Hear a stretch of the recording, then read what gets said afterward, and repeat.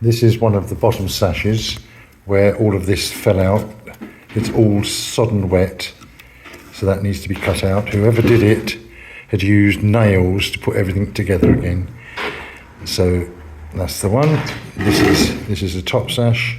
Yeah, again the sort of same thing, and again everything's been put together with nails.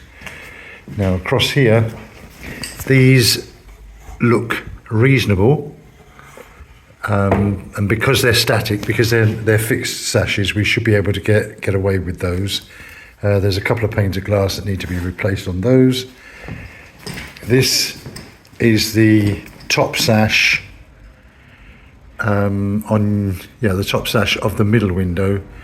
That is completely snafu, and on this one, again we can see it's all been patched in and nailed together. So there we are, all done. Glass has been changed, everything's screwed down tight, everything's sealed. It's all down to whoever paints.